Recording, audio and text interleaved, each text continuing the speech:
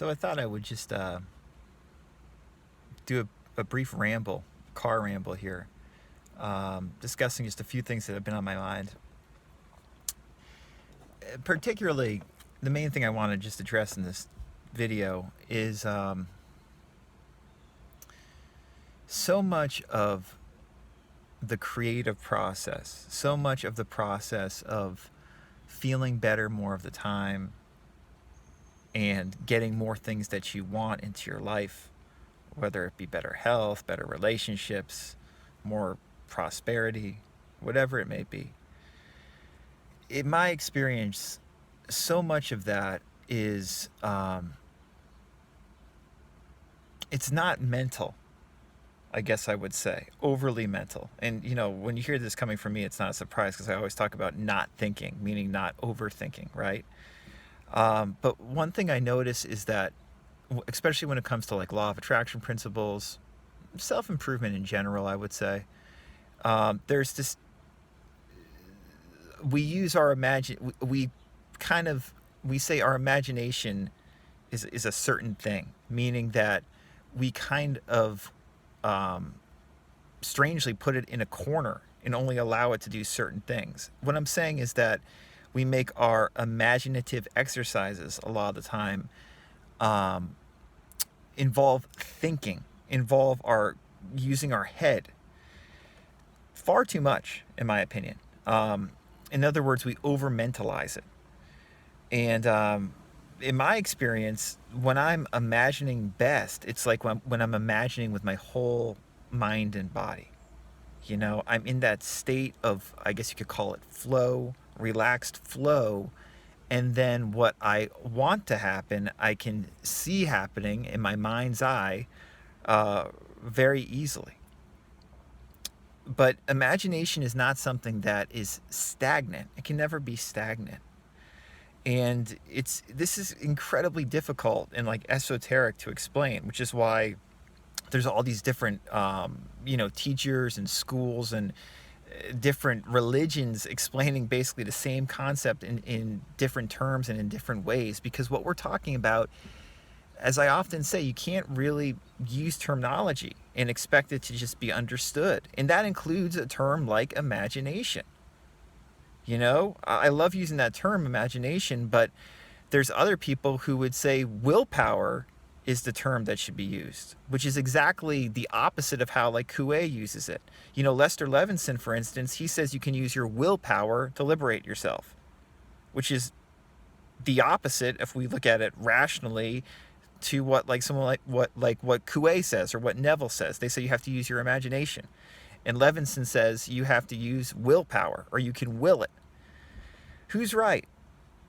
The answer is they're all right. They're just using different terms, and it's because each of those teachers experienced these principles in their life and taught these principles with their whole mind and body. And so how they experienced it is then how they ended up articulating it, using the language and terms that were familiar to them or that best suited them. And like I said, this is a bit of a ramble. One thing I've noticed in this process is that because we're so used to, I would say, putting our imagination in the corner and overusing our head and our rational thinking in terms of imagination, we forget that process of simply allowing our body to be, of releasing pent-up energy or resistance or whatever you want to call it. But the letting go process that somebody like David Hawkins talks about all the time and talks about so well involves being like that willow tree, where a strong storm comes and the willow tree, because it has deep roots, it gets shaken by the wind and it's going all over the place because it's a rough storm. But then the storm passes and it still is rooted just as firmly into the ground as it was before. That's utilizing your imagination too, if we look at this holistically. And I've been reminded of that a lot recently. My second daughter was just born a couple days ago. And the process leading up to birth and labor, that's always an interesting process. You know what I mean? And if you're just trying to use your head to to visualize a desired outcome for something like that, you can do that. But I think most people, you're going to be probably utilizing more of that letting go process and kind of weathering the storms. I know that mothers in labor are doing that, you know. They're embracing the momentary discomfort and pain that's there, and then they birth the child, you know.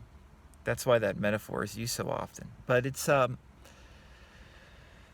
this being at peace with the moment, even when the moment seems really tough and really difficult and shitty.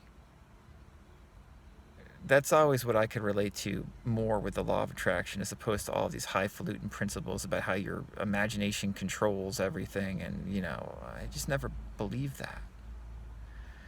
I think this makes sense to some of you. At least if you're used to my videos, you understand what I'm getting at. Just letting go. I've mentioned this in the couple episodes we've done on the podcast of the letting go process.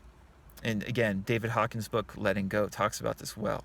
If you just allow yourself to let go, to release the resistance that comes up and constantly is coming up in your life, if you just allow yourself to feel that more, not be as judgmental of those feelings and let them pass through you, if you learn to be that tree that can withstand that strong storm and still have the same strong roots when the storm is gone and grow bigger and stronger each year, if you just learn how to do that more, you're going to manifest a lot of great things in your life. That's the experiential process, you know, and that's using your imagination more holistically than just trying to get a specific thing with your mind or whatever. You know, I hear that wind in the background. It's been very hot out, and now the wind is blowing and it's much cooler. And that's life. It's not imagining with your head, it's imagining and experiencing with your whole body.